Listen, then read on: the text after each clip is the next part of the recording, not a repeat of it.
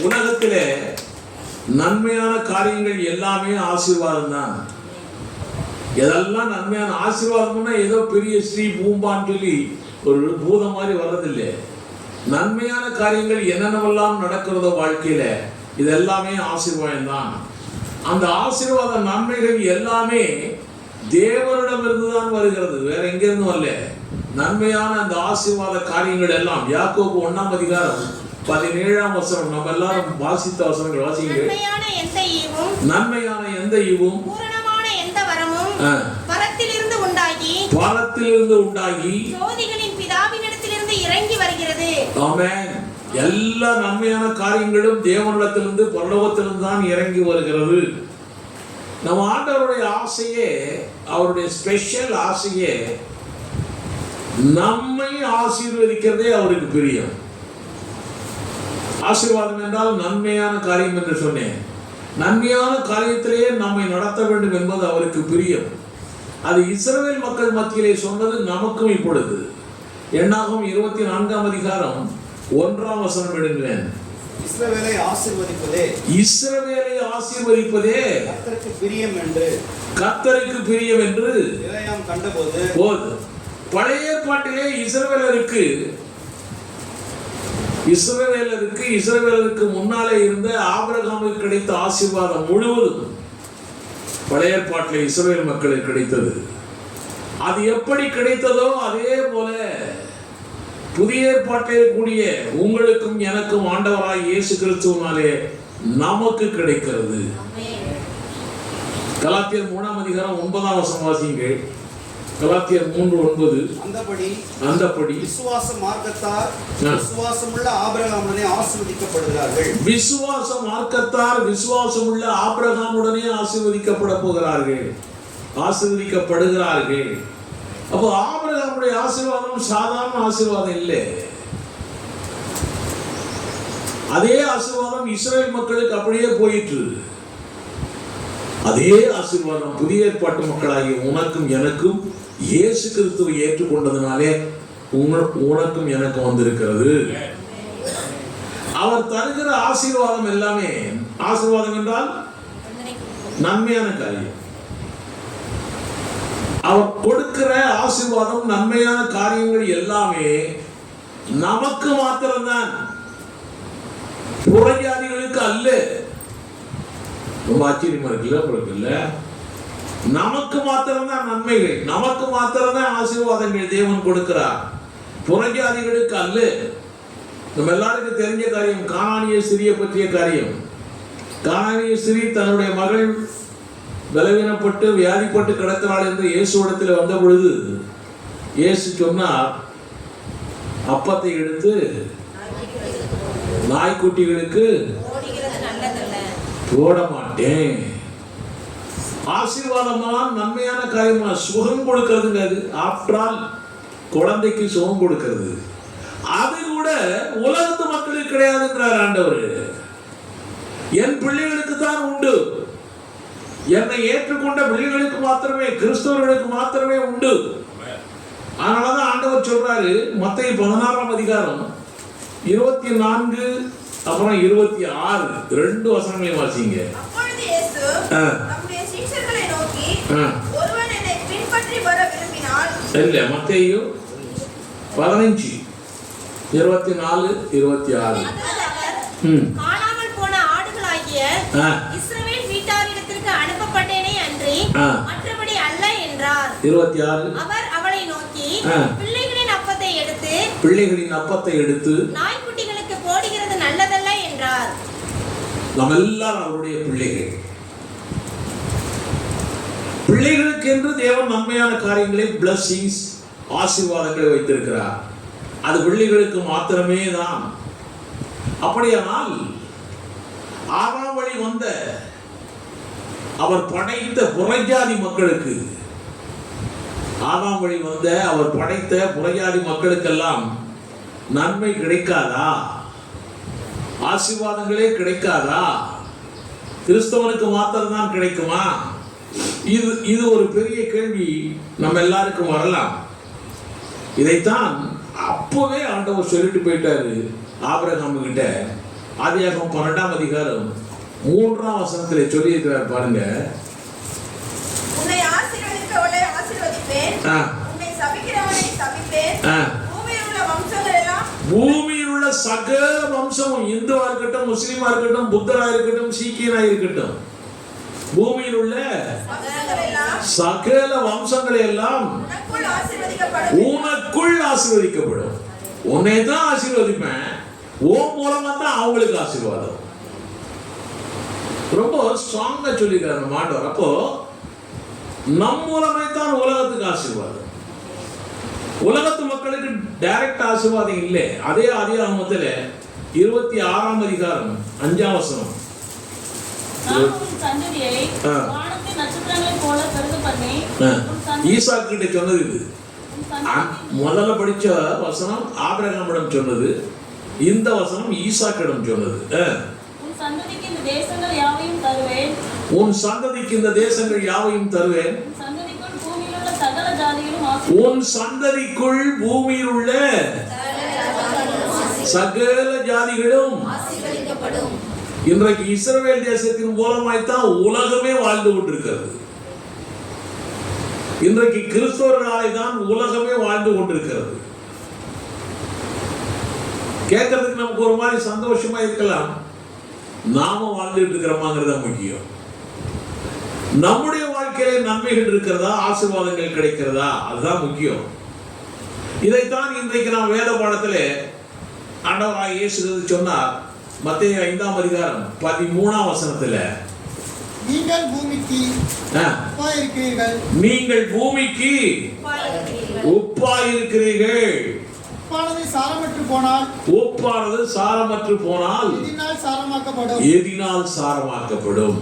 அப்ப நம்ம தான் உப்பு இந்த பூமிக்கு. உப்புன்னா என்னங்க? உப்பு எதுக்கு? சுவை. இந்த பூமிக்கு நம்மளாலதான் சுவை கிடைக்குது. சுவைங்கிறதுக்கு இன்னும் கொஞ்சம் நல்ல தமிழ் ஏதாச்சும் இருக்கா? ருசி கிடைக்குது இல்ல? நம்ம தான் இந்த பூமிக்கே. நீங்கள் பூமிக்கு உப்பாய் இருக்கிறீர்கள். நாம் உப்பாகவே இருந்தால்தான் பூமியில் உள்ளவர்களுக்கும் இந்த பூமிக்கும் ஆசீர்வாதமாகிய சாரம் சென்றடையும். நம்ம உப்பாவே இருந்தால்தான். நம்ம உப்பா இல்லாம கெட்டு போயிட்டோம்னு வச்சுக்கோ, பூமியில் உள்ள மக்கள் எல்லாம் கெட்டு போயிடுவாங்க. புறஜாதி மக்களுக்கெல்லாம் ஆசீர்வாதம் கிடைக்காது. வேதம் திட்டம் தெளிவாய் சொல்கிறது, நம் மூலம் தான் எல்லாமே. நாம் உப்பாகவே இருந்தால்தான் பூமியில் உள்ளவர்களுக்கும் இந்த பூமிக்கும் ஆசீர்வாதமாகிய சாரம் சென்றடையும். அதே போலதான் 14ஆம் வசனத்தில் ஆண்டவர் சொல்கிறார், நீங்கள் உலகத்துக்கு வெளிச்சமாய் இருக்கிறீர்கள். நீங்கள் உலகத்திற்கு வெளிச்சமாய் இருக்கிறீர்கள். மலையின் மேல் இருக்கிற பட்டணம் மறைந்திருக்க மாட்டாது. அதனால உலகத்துக்கு வெளிச்சமா இருக்கிறோம்னா எல்லாருக்கும் தெரியுற மாதிரி நடக்கணியா? நம்ம பைபிளை தூக்கிட்டு போறதுக்கு பயப்படுறான். இப்ப எல்லாரும் எங்கேயும் வேலைகளை உடனே கிறிஸ்தவன் சொல்றதுக்கு பயப்படுறான். இல்ல, மலையிலே இருக்கக்கூடிய பட்டணம் மறைந்திருக்க மாட்டாது. அதுபோல நம்ம எல்லாரும் பட்டணங்கள், பெரிய பட்டணம். நேற்று நாங்க போயிட்டு வந்தோம் குலசேகர பட்டணம். அது பட்டணம் இல்லை, அது பட்டினம். இப்ப நம்ம எல்லாரும் பட்டணம், சிட்டி நம்ம எல்லாரும். சரி, ஆக நம்ம எல்லாருமே நம் மூலமாய் வெளிச்சம் உலகத்திற்கு போகிறது. வெளிச்சம் போகுதுன்னு அர்த்தம் என்னங்க? நல்லதெல்லாம் போகுதுன்னு அர்த்தம். இருளெல்லாம் மாறுதுன்னு அர்த்தம். உலகம் இருளுக்குள்ளே இருக்கிறது. புறஜாதி மக்கள் எல்லாரும் இருளுக்குள்ளே இருக்கிறார்கள். நம்ம வெளிச்சமாய் மற்றவர்களுக்கு பிரகாசமாய் காட்டினால் மாத்திரம்தான் உலகத்துக்கு ஆசீர்வாதம் வரும். நம்ம இருக்கிறீ பிடிச்சிட்டு இருந்தோம்னா, மரக்கால போட்டு மூடி வச்சிருந்தோம்னா வெளிச்சம் போவாது. இப்ப அமெரிக்க ட்ரம்ப் அப்படிதான் மூடிட்டு இருக்காரு. எல்லாருக்கும் வரி போறேன்னு சொல்லிட்டு உட்காந்துருக்காரு. உலகத்துக்கு ஆசீர்வாதம் வராம போகுது. அவன் அங்க வரி போட்டான்னா இங்க நம்ம திருப்பூர்ல ப்ராப்ளம் வந்துடுது. திருப்பூர்ல ப்ராப்ளம் வந்துடுது. அவர் அங்க போட்டா, இப்ப அவர் உண்மையிலே கிறிஸ்தவராக இருந்தால் எப்படி இருக்கணும்? அங்கிருந்து ஒளி வரணும். எங்க? திருப்பூருக்கு வரணும், எல்லா ஊருக்கு வரணும். அவன் அப்ப கிறிஸ்தவன் ஒளியாய் இருக்கிறான். இந்த ஒளி வெளிச்சமாய் மற்றவர்களுக்கு தெரிய தெரியத்தான் அவர்களுடைய இருள் ஓடி போகும். அவர்களுக்குள்ளே இருக்கக்கூடிய இருள், நமக்கிட்டே ஒரு காலத்தில் அப்படித்தான் இருள் இருந்தது. அவர்களுக்குள்ளே இருக்கக்கூடிய இருள் என்ன தெரியுமா? பொருளாதாரத்திலே இருள் இருக்கிறது. எக்கனாமிக்கல் கண்டிஷன் ரொம்ப மோசமா இருக்குதுங்க. இந்தியா கூட அப்படிதான் சொல்றாங்க. ஆனா நேற்று நாங்க பார்த்தபோது அப்படி தெரியல. கார் பார்த்தா ஆயிரக்கணக்கான கார்கள். வா, மனுஷன் இப்ப கார் விலை ஏற்பட்டானா குறைஞ்சிச்சா? அவன் வட்டி வேற ஆர்பிஐல குறைச்சிட்டானா? அதனால எல்லாரும் கார் வாங்க ஆரம்பிச்சிட்டாங்க. நீங்க கூட வாங்கிடுவீங்க, கவலைப்படாதீங்க. உங்க சத்தினி முன்னால கார் வந்து நிற்கும். அவன் நிக்குமா நிக்காதா? நிக்கும். அல்லேலூயா. விசுவாசித்தா தேவனுடைய மகிமையை காண்பாய். ஆமென். விசுவாசம் வெற்றியை தரும். ஆமென். அதான் ஃபெய்த் தான் ரொம்ப முக்கியம். இப்ப இருள், எல்லாருக்கும் இருள். நம்மகிட்ட இருந்து கிளம்பக்கூடிய ஒளிதான், வெளிச்சம் தான் உலகத்துக்கே இருளை மாற்றுகிறது. அவர்கள் எதிலே இருளாய் இருக்கிறார்கள்? பொருளாதாரத்தில் இருளாய் இருக்கிறார்கள். இருள் இருக்கிறாங்க பொருளாதாரத்தில், எக்கனாமிக்கல் கண்டிஷன். தரித்திரத்தில் இருக்கிறார்கள் உலக மக்கள் எல்லாரும். ஒரு காலத்துல நாமும் அப்படித்தான் இருந்தோம், நானும் அப்படித்தான் இருந்தேன் ஒரு காலத்துல. என்றைக்கு ஆண்டவராய் இயேசு கிறிஸ்துவுடைய ஒளி என் மேல வந்ததோ நானு ஒளி ஆயிட்டேன். என்னிலிருந்து ஒளி போயிட்டு இருக்குது. நான் போகிற இடமெல்லாம் தேவன் வெளிச்சத்தையே கொடுக்கிறார் அவங்களுக்கெல்லாம். அப்படிதான் இருக்கணும் நம்ம எல்லாம். ஆக உலகத்திலே பொருளாதாரத்திலே இருள் இருக்கிறது. தரித்திரத்திலே இருள், தரித்திரமாகிய இருள், கட்டம் பிரச்சனையாகிய இருள், இப்படி பயங்கரமா பிரச்சனை. இப்போ கல்யாணம் நடத்தணும், கல்யாணம் முடிக்கணும் போயிருக்கு, பணம் இல்லை. சரிதானமா? கொஞ்சம் இருள் தான் வந்துச்சு, உடனே ஒளி இங்க இருந்து பரவுது. பாஸ்டர் மூலமா பாஸ்டர் இருந்து ஒளி போகுது. அங்கே மெட்ராஸ் இருந்து ஒளி வருது உங்க மேல, வானத்திலிருந்து ஒளி வருது உங்க மேல. அவ்வளவுதான், ஒளி இருள் ஆயிடுச்சு. இப்போ அதான் இருள் ஒளி ஆயிடுச்சு. கல்யாணம் ஆட்டோமேட்டிக்கா நடந்துச்சு. சந்தோஷமா பெரிய கல்யாணம், நல்ல கல்யாணம், சந்தோஷமான கல்யாணம், நம்ம எல்லாரும் அனுபவிச்ச கல்யாணம், அவர்கள் அனுபவிக்க போகிற கல்யாணம், அனுபவித்துக் கொண்டிருக்கிற கல்யாணம். ஆமென். கர்த்தர் பெரிய காரியங்களை நடத்தி கொண்டிருக்கிறார். பொருளாதார இருள் மாறும். அதான் அவருடைய ஆசை. நீங்க ஒளியா இருந்தால், நீங்கள் உப்பா இருந்தால், நம்முடைய பொருளாதார இருளும் மாறும், உலகத்து மக்களுடைய பொருளாதார இருளும் மாறும் என்று எழுதப்பட்டிருக்கிறது. பொருளாதாரத்திலே இருள்.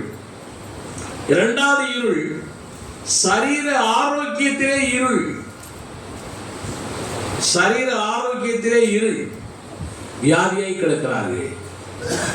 எல்லாம் ஆஸ்பத்திரியில் போய் பாரு, எல்லாம் வியாதியாய் கிடக்கிறார்கள், பலவீனமாய் இருக்கிறார்கள். அகால மரணம் வருகிறது. 20 வயசுக்கு நான் செத்து போறான், 25 வயசுக்கு நான் செத்து போறான், ஆக்சிடென்ட்ல போய் செத்து போயிடுறான், தற்கொலை பண்ணி செத்து போயிடுறான். அகால மரணங்கள். திடீர்னு கொரோனா வருது. இப்போல்லாம் வராது, கொரோனா வந்துகிட்டு இருக்குன்றான். நம்ம அறியாமலே கொரோனா நம்மளை சுத்திக்கிட்டே இருக்குதான். தெரியுமா உங்களுக்கு? தெரியாது, இருக்குதான். ஆனா அந்த மாதிரி கொரோனா இல்லையா இப்போ? இப்போ நம்ம உப்பா இருந்தால், ஒளியா இருந்தால் நமக்குள்ள கொரோனா வருமா? நம்முடைய விடுதலை கிறிஸ்துவின் சபையிலிருந்து ஒருவர் கூட கொரோனாவிலே மரித்ததாக சரித்திரம் இல்லை. கரங்களை தட்டுங்க. அப்படிப்பட்ட உப்பாய் ஒளியாய் நாம் இருக்கிறோம். ஆக சரீர ஆரோக்கியத்திலே இருள் இருக்கிறது. வியாதியிலே இருள், பலவீனத்திலே இருள், அகால மரணம், இப்படி பல காரியங்கள். மூன்றாவது இருள் வாழ்க்கையிலே முன்னேற்றம் இல்லாத இருள். முன்னேறணும் ஆசை இருக்குது, ஆனா இருளா இருக்குது வாழ்க்கை. வாழ்க்கையிலே முன்னேற்றம் பெற முடியாத இருள், வெற்றி இல்லாத இருள், தோல்வி மேல் தோல்வி வருகிற இருள், மன கிளேசம் வருகிற இருள், சமாதானம் இல்லாத நிலையில் இருக்கக்கூடிய இருள். இப்படிப்பட்ட இருளெல்லாம் பொருளாதாரத்தில் இருள், சரீர ஆரோக்கியத்திலே இருள், வாழ்க்கை முன்னேற்றத்திலே இருள். இப்படிப்பட்ட இருளெல்லாம் இருக்கிறது. இந்த இருளெல்லாம் ஓடி போகும் நாம் ஒளியாயிருந்தால். இந்த இருளெல்லாம் ஓடி போகும் நாம் உப்பாயிருந்தால்.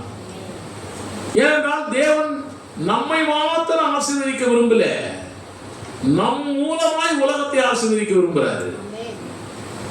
ஆபிரகாம் மூலமாய் சகல வம்சத்தையும் ஆசீர்வதிக்க விரும்புகிறார். நம்ம தான் ஆபிரகாமுடைய சந்ததி. அப்ப நம்ம மூலமாய் உலகமே ஆசீர்வதிக்கப்படணும். அந்த லெவல் தான் தேவனுடைய ஆசையா இருக்கிறது. இந்த மத்தேயு 5ஆம் அதிகாரத்துல 16ஆம் வசனத்தில் இயேசு சொன்னதை பாருங்கள். சத்தமோடு படிங்க. இவ்விதமாய் மனுஷர்கள் என்ன செய்யணுமா?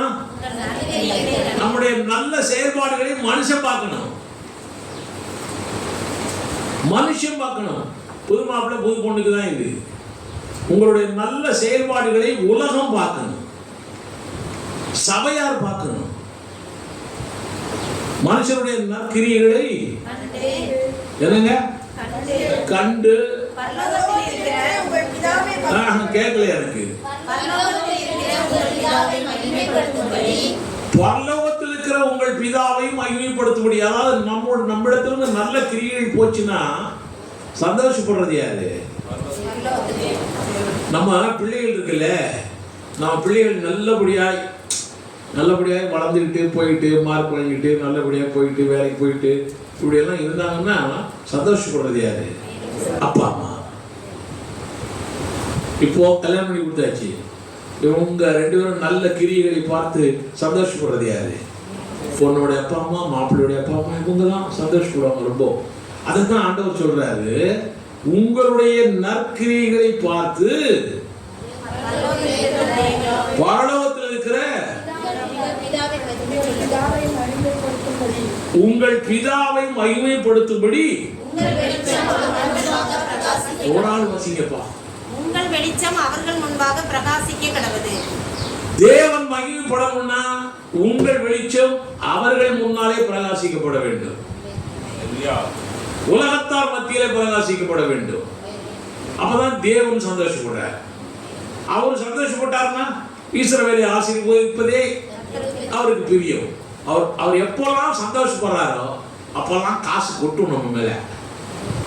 அவர் எப்பெல்லாம் சந்தோஷப்படுறாரோ அப்பெல்லாம் நமக்கு நல்ல காரியமா வந்துகிட்டு இருக்கும், வானத்திலிருந்து விழுந்துகிட்டே இருக்கும். ஆமென். வசனம் என்னைக்கும் போய் சொல்றது இல்லை, வசனம் உண்மையானது. நமது நற்கிரியைகள், நாம் பெற்ற ஆசீர்வாதங்கள், நமது வெளிச்சம், நமது உப்பான செயல்பாடு எல்லாமே உலகத்தார் மத்தியிலே வெளிப்பட வேண்டும். இதனால் அவர்களுக்கும் நன்மை வரும். யார்? உலகத்து மக்களுக்கும் நன்மை வரும். நன்மை வர வர அவன் அவனும் தேவனுடைய பிள்ளையா மாறிடுவான். அவனும் தேவனுடைய பிள்ளையாயிருவான். ஆத்மாக்கள் பெருகணும். இந்த சர்ச்சையில உட்கார்ந்து இடம் கிடைக்காது. இப்ப ஜாலியா உட்கார்ந்துக்கலாம், கால் நீட்டி போட்டு கையை நீட்டி போட்டு எப்படி எவ்வளோ உட்காந்துக்கலாம். போல காலம் வரும். நம்மிடத்துல ஒளி இன்னும் சரியா புறப்படல, நம்மிடத்துல உப்பு சரியா இல்லை, உப்பு சாரமற்று போற நிலையில போயிட்டு இருக்கு போல இருக்கக்கூடாது. ஆத்மாக்கள் பெருகும். இந்த காரியம் இந்த புதிய ஆண்டில, புத்தம் புதிய ஆண்டில அதிகமாய் வெளிப்பட வேண்டும். ஒரு ஆண்டு, புதிய ஆண்டு தேவன் கொடுக்கிறாருன்னு சொன்னா இது ஒரு காரணம் இருக்குது. அதனால்தான் கொடுக்கிறார் நமக்கு புத்தாண்டு. அந்த காரணத்தை நம்ம செயல்பட ஆரம்பிக்கணும். உலகம் ஒளியாகவும், உலகத்திற்கு நாம் ஒளியாய் இருக்க வேண்டும், உலகத்திற்கு நாம் உப்பாய் இருக்க வேண்டும். அப்பதான் உலகமும் ஒளியாய் இருக்கும், உலகமும் உப்பாக இருக்கும். அது எப்ப தெரியுமா? நாம இந்த உலகத்தில் இருக்கிற வரைக்கும் தான். கிறிஸ்தவன் இந்த உலகத்துல இருக்கிற வரைக்கும் தான் உலகம் இருளிலே இல்லாமல் ஒளியிலே நடக்கும். நம்ம இந்த பூமியில இருக்கிற வரைக்கும் தான் உலகம் உப்பாய் இருக்கும், சுவையாய் இருக்கும். ஒரு காலம் வரப்போகிறது, நம்ம எல்லாம் உலகத்துல இருக்க போறதில்லை. நம்ம எல்லாரும் உலகத்துல இருக்க போறதில்லை. எங்க போறோம்? ஆண்டவர் ரகசிய வருகையில நம்மள எல்லாரையும் கூட்டி போயிடுவார். யார் யாரெல்லாம் கூட்டி போவார்? கைது பண்ண பார்க்கலாம். என்னுடைய வீட்டுக்காரரை விட்டு போயிடுவார அப்படிலாம் இல்லைல்ல. பொண்ணு மாப்பிள்ளை 2 பேரும் தான் வருவாங்க. சரி, ஆக நம்ம எல்லாம் போயிடறோம்னு வச்சுங்களேன். ஒளி இங்க இல்லை, உப்பு இங்க இல்லை. அப்போ உலகம் எப்படி இருக்கும்? அத்தாயா அந்த சாட்சி வரப்போகுதுங்கிறது. அதுக்கப்புறமா 7 ஆண்டு அட்டகாசமான ஆட்சி வரப்போகுதுன்னு வேதம் சொல்லுகிறது. உலக நிலை பயங்கரமாய் இருக்கும். அதுவரைக்கும் உன் நிமித்தம் என் நிமித்தம் உலகம் வாழ்ந்து கொண்டிருக்கும். அவையா சொல்லுவாரு, நல்லார் ஒருவர் உளரேல் அவர் பொருட்டு எல்லாருக்கும் பெய்யும் மழை. இந்த நல்லா எல்லாம் வச்சுங்க நெஞ்சில. இந்த நல்லார் ஒருவர் உளரேல் சொல்ல தெரியல பத்தியா? அவர் பொருட்டு உலகத்துக்கே ஆசீர்வாதம். நம் நிமித்தம் தான் உலகத்துக்கே ஆசீர்வாதம். அல்லேலூயா. இதைத்தான் மலைப்பிரசங்கத்தில் ஆண்டவர் சொல்றார். மத்தேயு 5ஆம் அதிகாரம் 45ஆம் வசனத்துல சொல்றார். வாசிக்கல, அது கொஞ்சம் ரொம்ப அழகா இப்படி இருக்கு. செய்வதினால் நீங்கள் பரலோகத்தில் இருக்கிற உங்கள் பிதாவுக்கு புத்திரராய் இருப்பீர்கள்.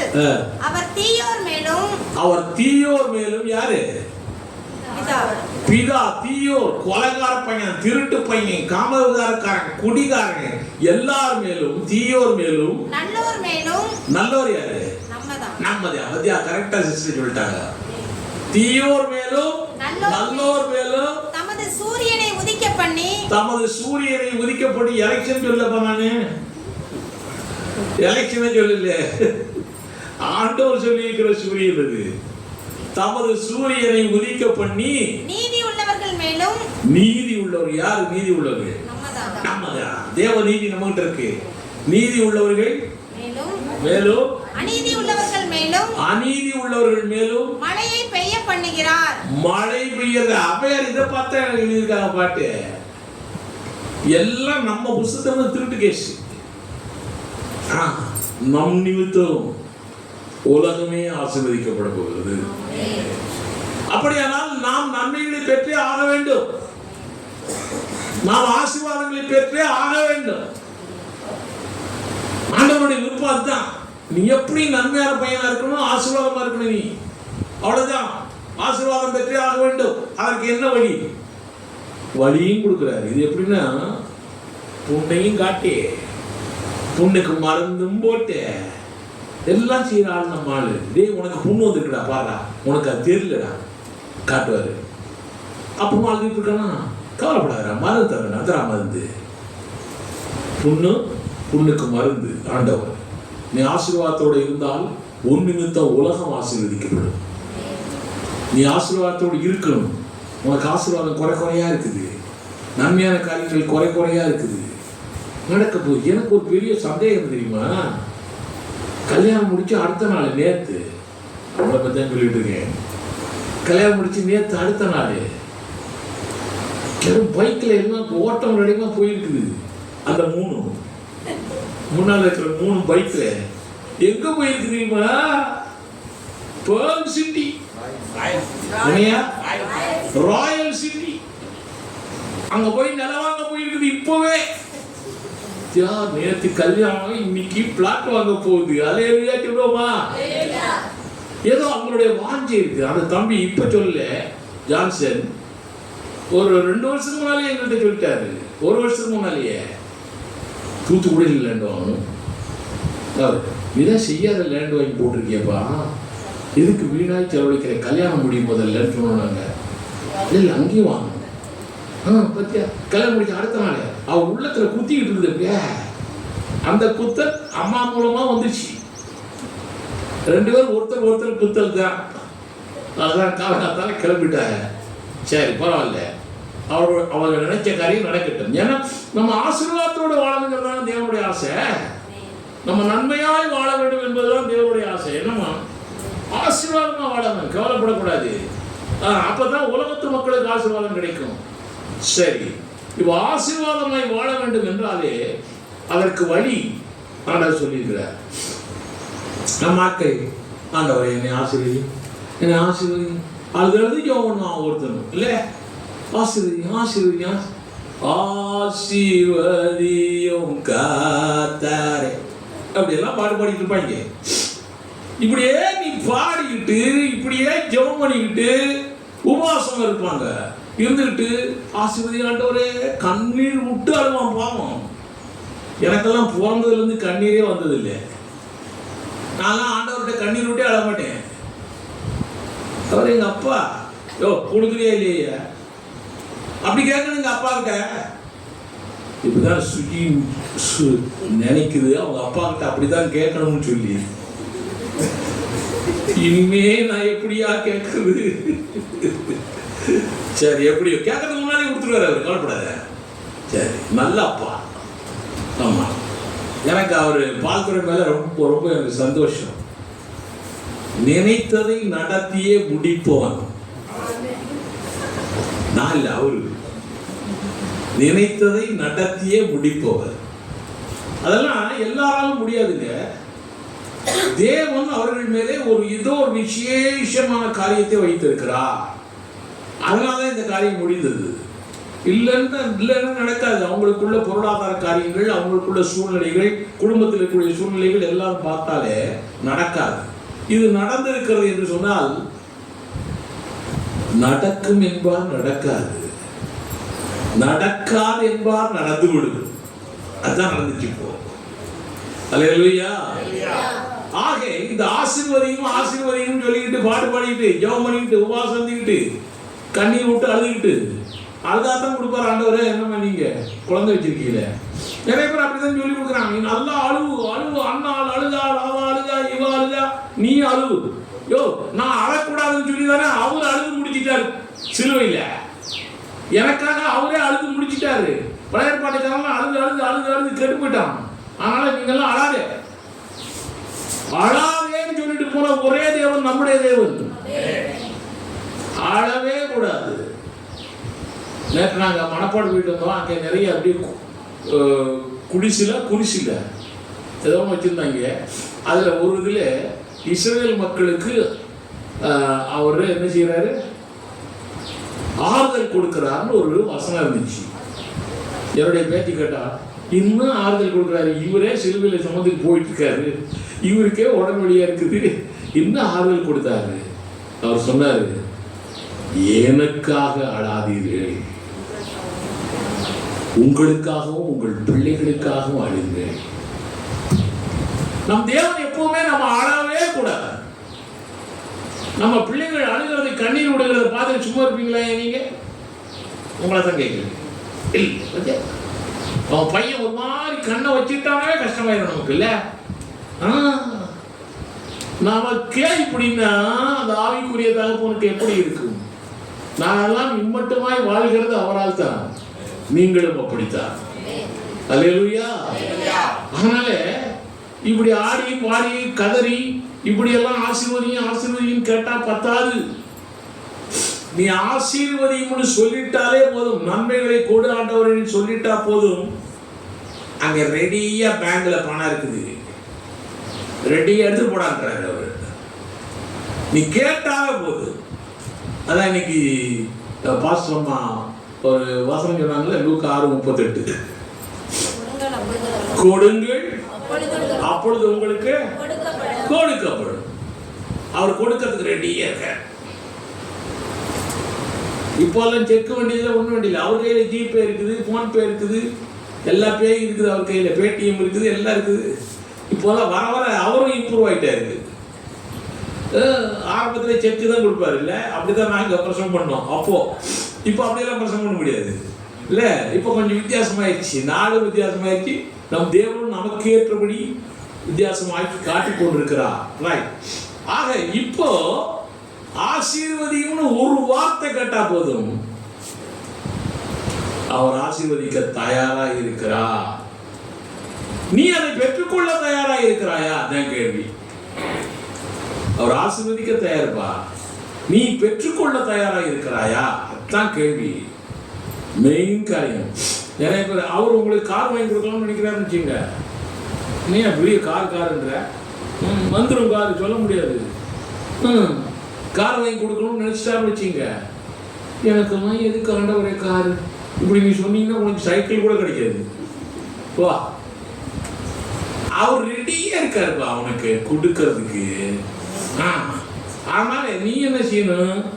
நீ அதை பெற்றுக்கொள்ள தயாரா இருக்கணும். எப்படி பெற்றுக்கொள்ள தயாரா இருக்கிறது? அதுக்கு ஒரு தரம் வேணும், அதுக்கு ஒரு தகுதி வேணும். எல்லாருக்குமே கொடுத்துருவாங்க,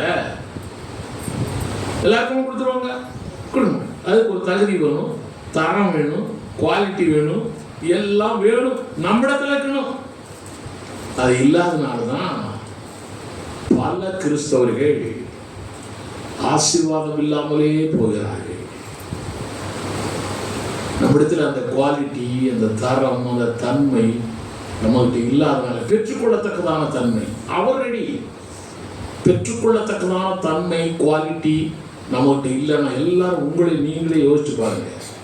அது இல்லாதனாலதான் பல கிறிஸ்தவர்கள் ஆசீர்வாதம் இல்லாமலே போகிறார்கள். இப்போ நம்ம கிட்ட ஒளி இல்லை, சரிதானா? நம்ம ஆசீர்வாதம் இல்லாம போயிட்டோம் வச்சுங்க ஒரு பேச்சுக்கு.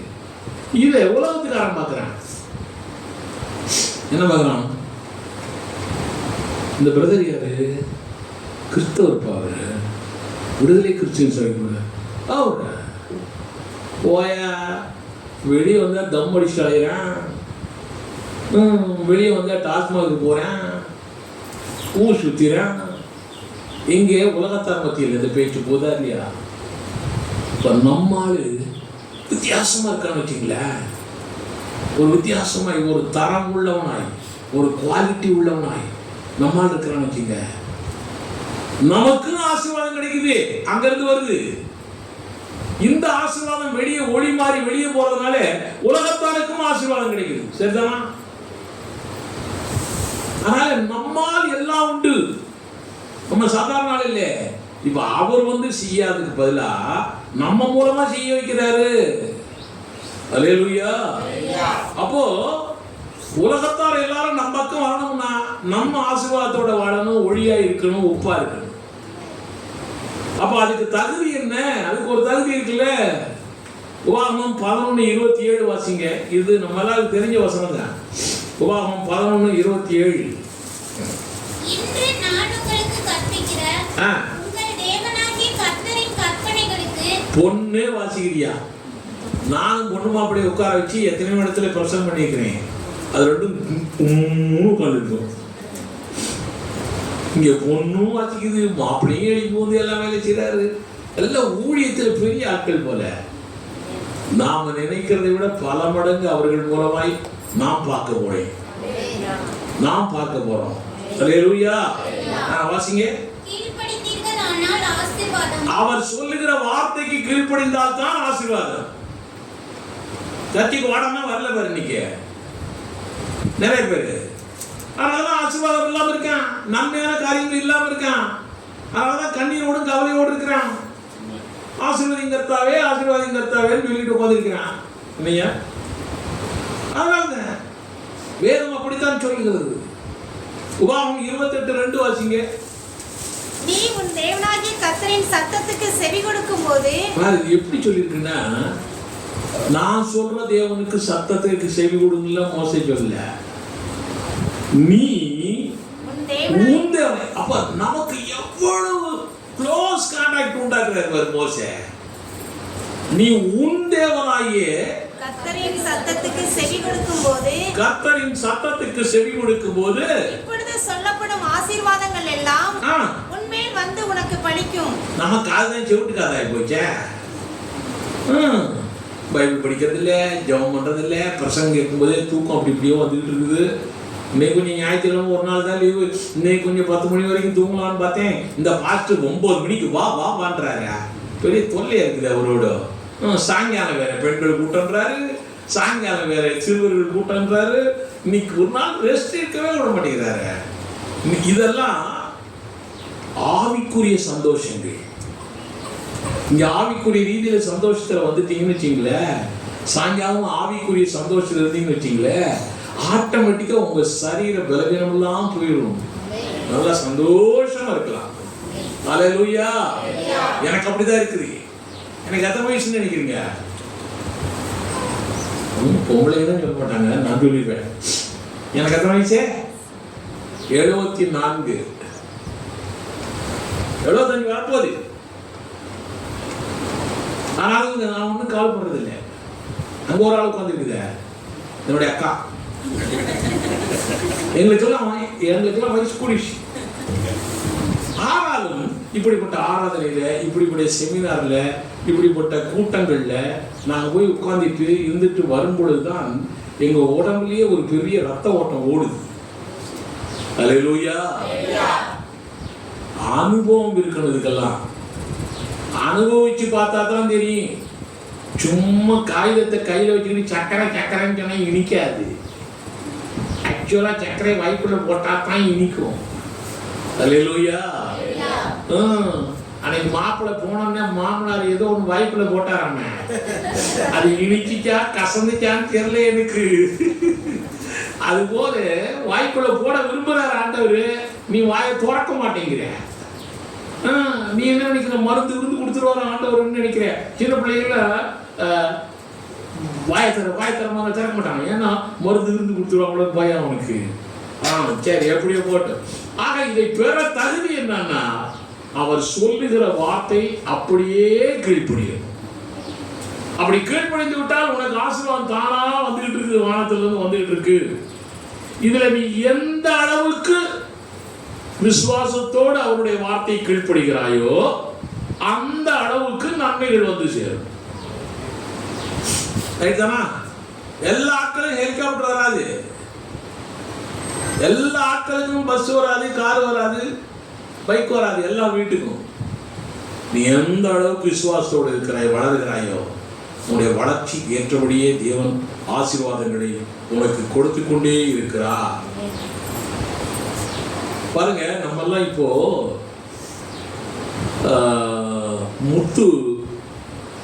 முத்துன்னு குழித்துறையில வாழ்ந்து கொண்டு இருக்கிறோம்.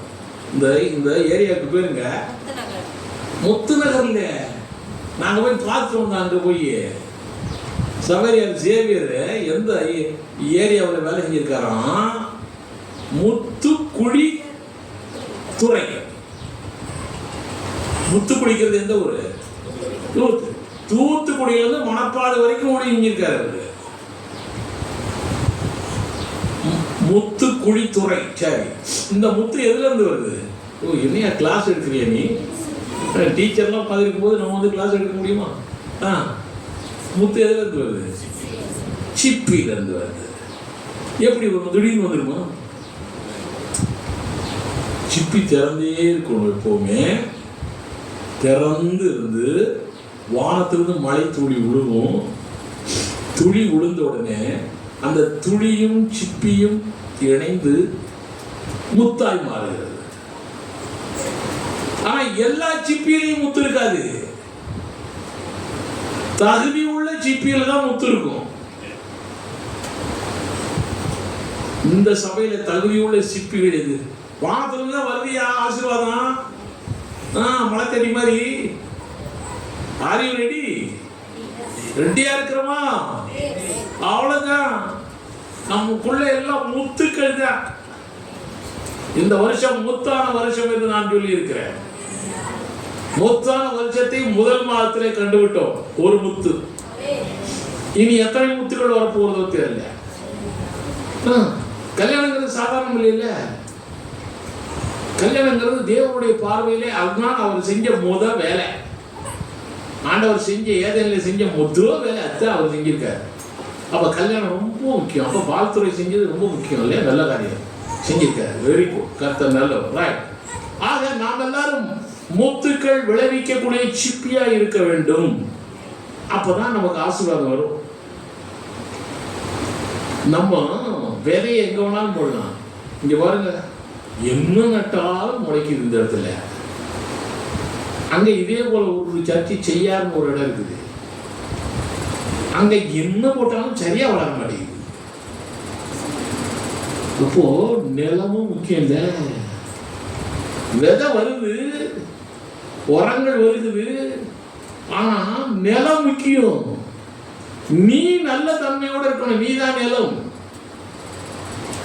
நீ நல்ல தன்மையோடு நல்ல குவாலிட்டியோட நீ இருந்தீன்னா வானத்திலிருந்து ஆசீர்வாதம் தானா வந்து சேரும். அது பாட்டுக்கு நிலத்துல வளரும், அறுவடை நடக்கும், பெரிய காரியங்கள் நடக்கும். எல்லாரும் அந்த அந்த அந்த நிலையில் இருக்கணும். ஆண்டவர் சொன்னாரு, கேளுங்கள் அப்பொழுது உங்களுக்கு கொடுக்கும். ஏங்க அப்பொழுதுங்கிற வார்த்தை சொல்றாரு? கேளுங்கள் கொடுக்கப்படும் சொன்னா நல்லா இருக்கு இல்ல? அப்படிதானே சொல்லணும் இல்லையா? சினிமா சம்பளம் அப்படிதானே இருக்கணும். கேளுங்கள் கொடுக்கப்படும்.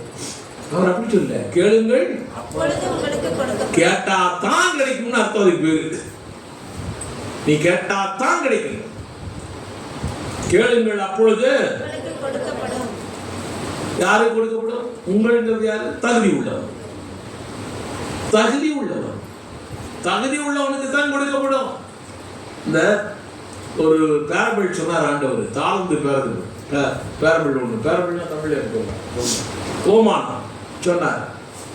10 தாளந்து ஒருத்தன்ட்ட கொடுத்துட்டு போனானா ராஜா, 5 தாளந்து ஒருத்தன்ட்ட கொடுத்துட்டு போனானா, 1 தாளந்து ஒருத்தன்ட்ட கொடுத்துட்டு போனானா, இப்படி எல்லாத்துக்கும் கொடுத்து போயிருக்கான். அவன் 10 உள்ளவன் 20 ஆக்கிட்டான், 5 உள்ளவன் 10 ஆக்கிட்டான்.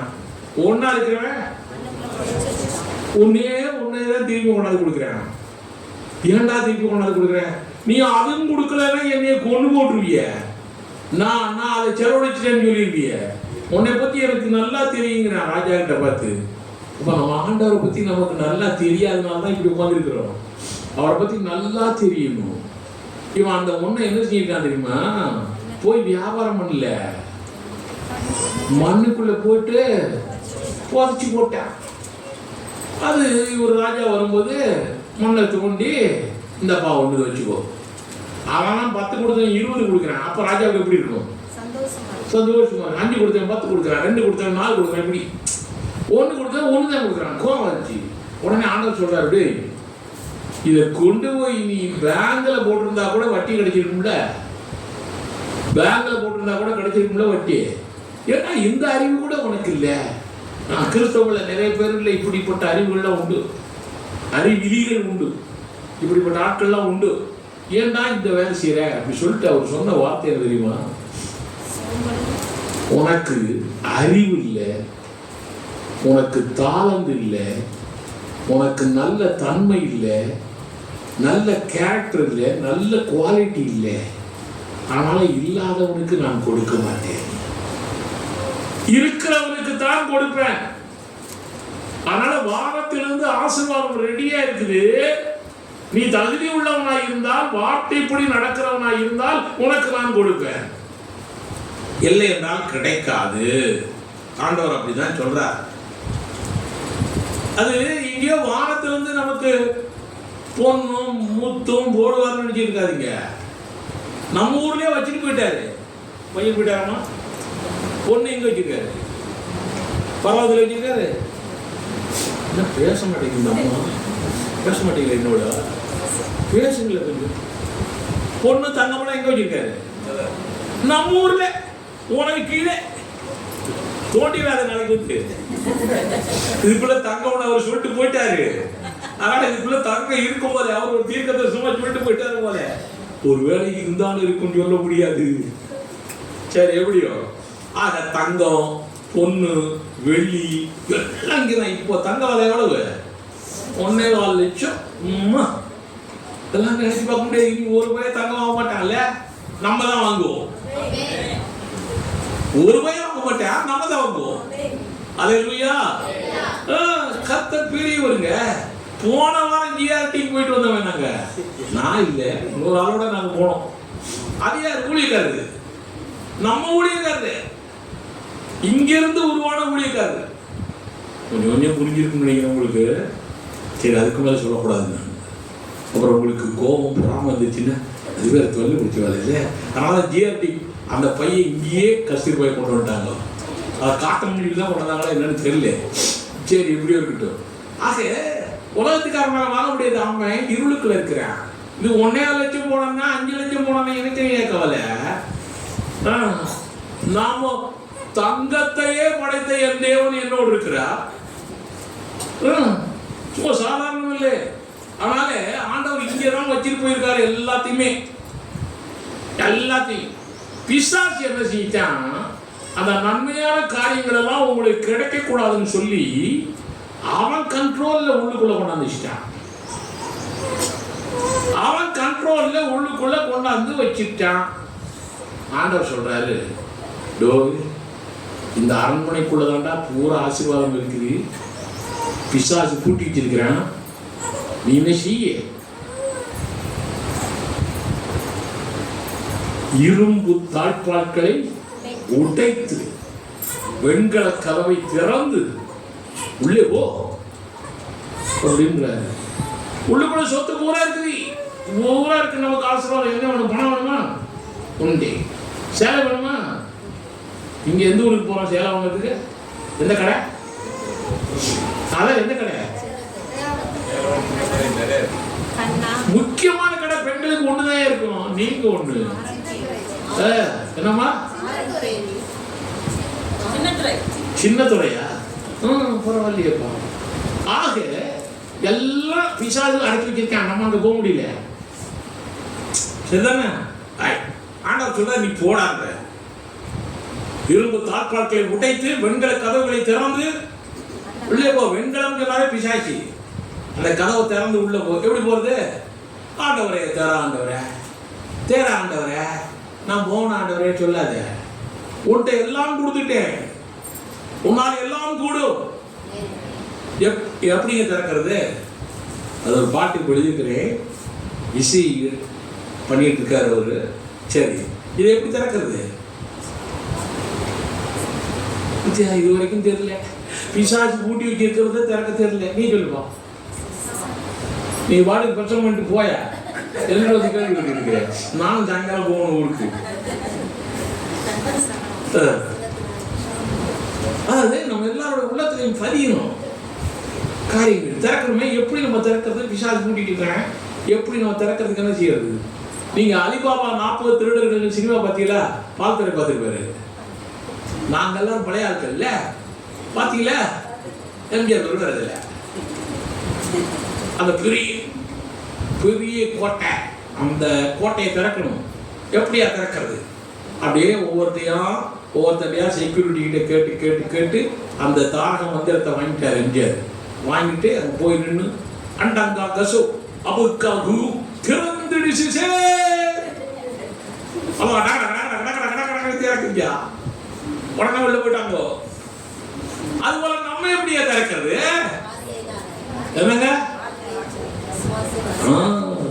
உன்னுடைய சாவியே கொடுத்திருக்காரு ஆண்டவர். திறக்கிறதுக்கு சாவியே கொடுத்திருக்காரு. உன் கையில சாவிதான் வார்த்தை. சாவியை வச்சே திறந்துட்டு உள்ள போலாம நீ பாட்டுக்கு. அப்ப நீ வார்த்தைக்கு முக்கியத்துவம் கொடுக்காம எதுக்கோ முக்கியத்துவம் கொடுத்துட்டு இருக்கிறே. அதனாலதான் உன் வாழ்க்கையில வெற்றி வாழ்க்கை வரல, ஆசீர்வாதம் கிடைக்காமல் போகுது. உன் கையில சாவி இருக்கா? யார் கையில தான் சாவி இருக்கு. பைபிளை தூக்கி காட்டாத. இது சும்மா பிரிண்டட் புக்கு, அவ்வளவுதான். வசனம் தான் இருக்கணும் நமக்குள்ள. சாவி இருக்கா? எல்லாத்துக்கிட்டையும் நிறைய சாவி இருக்கு. அல்லேலூயா. அப்ப சாவியை வச்சு திறந்துட்டேன்னு வச்சுக்கோ, உள்ளுக்குள்ள போயிட்டேன்னு வச்சுக்கோ, பிசாசே பயந்துருவான். என்னடா நம்ம கோட்டைக்குள்ள இருக்குவோம் இல்லையே. உடனே உள்ளதெல்லாம் நம்ம எடுத்துக்கிட்டு டாக்டர் வந்துடலாமா? உடனே வந்தோடனே நமக்குள்ள ஒளி வீசுமா? நமக்குள்ள உப்பு எல்லாம் இருக்குமா? உடனே உலகமே நம் மூலமாய் ஆசீர்வதிக்கப்படும். உலகமே. நிறைய பேர் நம்ம கையிலே சாவி வச்சுக்கிட்டு அழுதுகிட்டு குடிச்சுக்கிட்டு உட்காந்துருக்கிறோம் இல்ல? ஐயோ இல்லையா, அதாவது கையில வெண்ணெயை வச்சுக்கிட்டு நெய் கரையிறான் ஒருத்தன். இப்படிதான் கிறிஸ்தவன் நிறைய பேர் இருக்கான். கையில வெண்ணெயை வச்சுக்கிட்டு என்ன செய்யணும்? கையில வெண்ணெய் வச்சுக்கிட்டு பார்த்துக்கிட்டே இருக்க வேண்டியதுதானே. அதை உருக்கணும், உருக்க தெரியணும். அதை எப்படி இருக்கணும்? முருங்கையில போட்டு உப்பு கொஞ்சம் போட்டு. சென்னையில எல்லாம் அப்படி கொடுக்க மாட்டேங்கிறான் நெய். இங்க ஒரு காலத்துல நாங்கள் ஸ்டாரிக்கிட்ட நெய் சாப்பிட்டோம், அது அப்படியே மறக்க முடியாது. இப்போ வச்சிருக்கல இல்லையா? அது இருக்கு பத்தியா? தாகம் சாப்பிட வேண்டியதான். சரி, அதனால கையில வெண்ணெய் இருக்குது, நெய் கலையாத. கழுத்துல ஆட்டை போட்டுக்கிட்டு, ஆட்டுக்குட்டியை போட்டுக்கிட்டு குட்டியை கால தேடி கலையாத. நான் நிறைய நேரம் செல்ல பாக்கெட்ல போட்டுட்டு செல்ல கால உடனே அதுக்கப்புறம் டயல் பண்ணுவாங்க. டயல் பண்ண என் பாக்கெட்ல அடிக்கும் மணி. ஓ, இங்கதான் இருக்குது செல்லு. இப்படிதான் நம்ம எல்லாம் பண்ணிட்டு வந்து உன் கையில எல்லாம் இருக்கிறது. காரணம் என்ன? நம்ம கையிலே சாவி இருக்குது, நம்ம கையாலேயே முடியும், நம்மாலேயே அங்க இருந்து ஆசீர்வாதங்களை பெற முடியும். அந்த உணர்வு ஏன் நமக்கு இல்லைன்னா, நமக்குள்ளே இருக்கக்கூடிய அறியாமை, வசனத்தை பற்றி அறிவு இல்லாத காரியம், வசனத்தை பற்றி புரியாத காரியம். பிளஸ்ஸிங், ஆசீர்வாதங்கள் எப்பொழுதுமே வசனத்தை பேஸ் பண்ணி தான். Blessing is always conditional. ஆசீர்வாதம், நன்மையான காரியங்கள் எப்பொழுதுமே நிபந்தனைக்குட்பட்டது. இந்த ஆசீர்வாதங்கிறது எப்படி தெரியுமா? ஆண்டவர் கொடுக்குற ஆசீர்வாதம் அது வேற. நம்ம ஊர்ல எல்லாம் ஆசீர்வாதம் யார் போடுவாங்க? பேச மாட்டேங்கிறீங்க. மெதுவா சாப்பிடலாம்ல, பிரியாணில சாப்பிட போறீங்க. சொல்லுங்க, ஆசீர்வாதம் யார் போடுவாங்க நம்ம ஊர்ல? பெரியவங்க போடுவாங்க. அப்படி சொல்லுங்கப்பா, சத்தம் போட்டு. பெரியவங்க போடுவாங்க. இப்போ நானும் கஸ்தூரி பாய் எங்கள் ஊருக்கு போனோம். புதுசாக பார்த்தா 50 வருஷம் கழிச்சு போயிருப்பேன் நினைக்கிறேன். 40 வருஷம் கழிச்சு போகிறேன். அது ஊராக தெரியல, எப்படியோ இருக்குது. அப்போ ஒன்றே எங்கள் அண்ணனுடைய மகன் இருக்கா, நேரடியாக வந்தோடனே சித்தப்பான்னு காலில் விழுகிறா, உடனே சித்தின்னு காலில் விழுகிறா. ஏன்? நம் மூலமாய் ஆசீர்வாதம் கிடைக்கணுங்கிற ஒரு வாஞ்சி இருக்குது. சரிதானா? அதே போல பெரியவர்கள் ஆசீர்வதிக்கிறாங்க. ஆசீர்வாதங்கள் எல்லாமே பெரியவர்களிடமிருந்தே வருகிறது. பெரிய ஆள் வாழ்த்துனா அந்த வாழ்த்து நமக்கு கிடைந்து உடனே ஆசீர்வாதம் கிடைக்குங்கிற நம்பிக்கை நமக்கு இருக்கிறது. இருக்கா? அதனால்தான் அது அந்த ஆசீர்வாதம் உடனே வந்துடுத. அவங்க நல்லா இருப்பா, நல்லா இருமா. இந்த கேடு கட்டைகள்லாம் ஆசீர்வதிக்க முடியல, எங்கேயாவது இல்லை. நல்லா இருப்பா ஏதோ ஒன்று சொல்லுவாங்க. ஒரு மாதிரி பல்லு இருக்காதுல்ல, ஒரு மாதிரி சொல்லுவாங்க. சரி, அந்த வார்த்தையை கேட்டாவே நமக்கு என்ன சந்தோஷம் தெரியுமா? தேன் தேன் காதில் வந்து விழுகிற மாதிரி பாரதியார் தான் சொல்லுவார். அதை தேன் காதில் விழுந்து என்ன அடக்கும் காது. ஆனால் அவர் சொல்றாரு, அது கவிஞனுக்கு தான் அது தெரியும், அதனுடைய பெருமையெல்லாம். சரி, ஆனால் தேன் மாதிரி வார்த்தைகள் வந்து விழுகும். அப்படி அவங்க வந்து ஆசீர்வாதம் பண்ண உடனே நமக்கு ஆசீர்வாதம் வந்துருமா? பெரியவர் ஆசீர்வதிக்கிறாரு, அவரு தான் ஆசீர்வாதத்தை அள்ளி கொடுக்குறாரு. அவங்களுக்கு பெரிய அம்மா ஆசீர்வதிக்கிறாங்க, அவங்க தான் ஆசீர்வாதத்தை அள்ளி கொடுக்குறாங்களா? ஐயா அவங்களுக்கா? இல்ல. ஆனா அவங்க ஆசீர்வாதம் வாங்கணுங்கிறோம். ஏன்? இதுதான் கேள்வி. இப்போ நம் ஆண்டவர் அன்பின் சிகரம், கருணையின் வடிவம், இரக்கத்தின் சின்னம் நம்முடைய தேவன். இந்த பெரியவர்கள் நம்மை ஆசீர்வதிக்கிறதை பார்த்து, என் பிள்ளை இந்த பெரியவன் ஆசீர்வதிக்கிறானே அப்படின்னு பார்த்துட்டு, அந்த அன்பின் சிகரம் வானத்திலிருந்து ஆசீர்வாதத்தை அவர் தானே கொட்டுவார். அதனால பெரியவங்கள்ட்ட இருந்து ஆசீர்வாதம் வாங்கிக்கோ, வானத்திலிருந்து டொக்கு டொக்குன்னு கொட்டும். ஆமென்.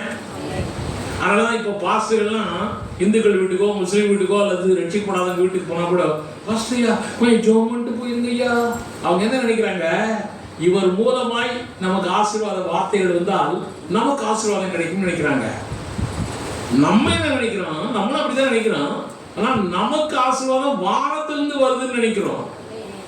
இந்த பெரியவர்கள் ஆசீர்வதிக்கிறதை என் தேவன் பார்த்து எனக்கு ஆசீர்வாதத்தை அங்கிருந்து கொடுக்கிறார்.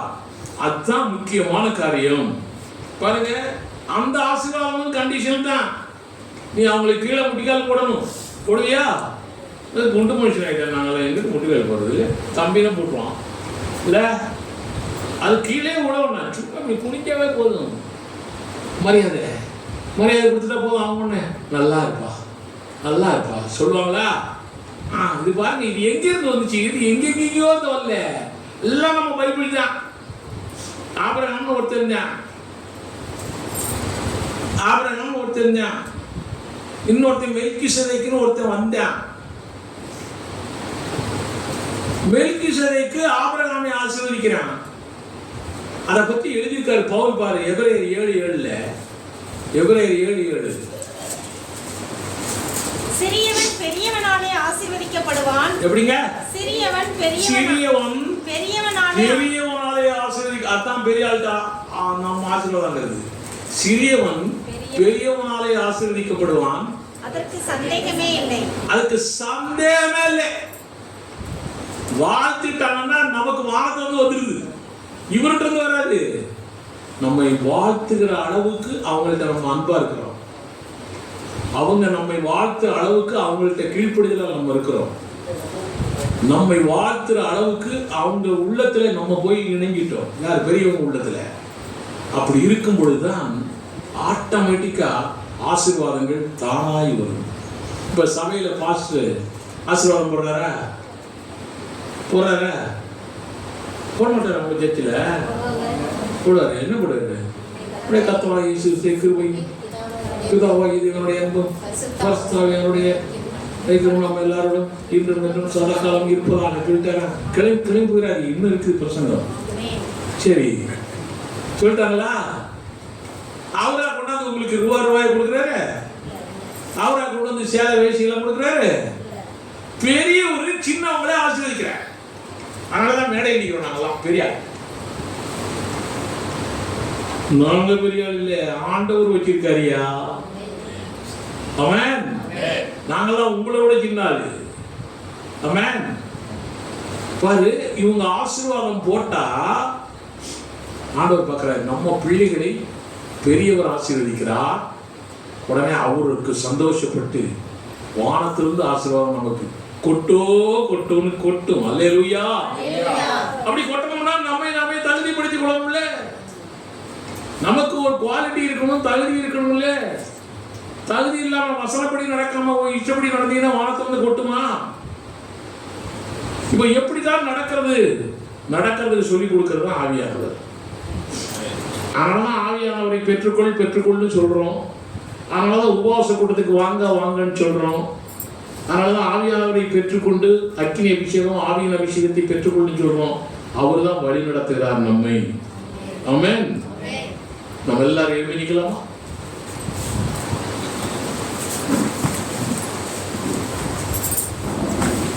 வாழ்த்துக்களை பெறுவது அவசியம். ஆனால் அந்த வாழ்த்துக்கள் நம்மேலே வருவதற்கு தகுதிகள் இருப்பது அவசியம்.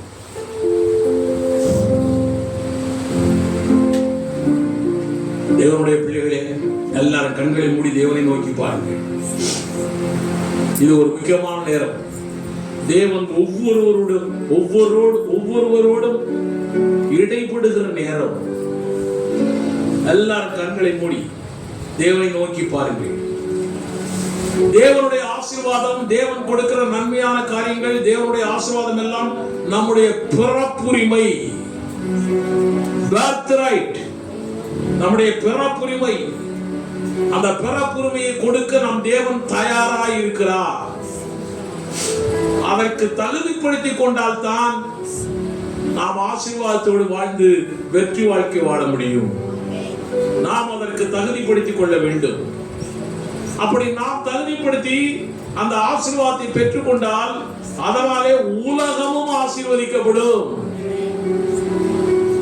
அதனாலே சபையிலே ஆத்துமாக்களும் பெருகும். தேவனுடைய வார்த்தையை கொண்டு ஆவியானவருடைய வழிநடத்துதலோடு தகுதியாய் வாழ்வோம். ஆசீர்வாதங்களை பெற்றுக் கொள்வோம். உனக்கு பெரியவர்களின் ஆசீர்வாதம் கிடைக்க உங்களை நீங்களே தகுதிப்படுத்திக் கொள்வோம். நாம் நன்றாய் இருந்தால்தான் நம்முடைய குடும்பம் நன்றாய் இருக்கும். நம்முடைய குடும்பம் நன்றாய் இருந்தால்தான் நம்முடைய சபை நன்றாய் இருக்கும். நம்முடைய சபை நன்றாய் இருந்தால்தான் நம்முடைய தேசம் நன்றாய் இருக்கும், உலகம் நன்றாய் இருக்கும். நம்ம எல்லாரும் ஒப்பு கொடுக்கலாமா? கர்த்தாவே, நாங்கள் ஆசீர்வாதங்களை பெற எங்களை தகுதிப்படுத்தும். ஆவியானவரை தகுதிப்படுத்தும். எங்களுக்குள்ளே இருக்கக்கூடிய குறைகள், குற்றங்கள் எல்லாம் மன்னியும். எல்லாரும் ஆண்டவரோடு பேசுங்கள்.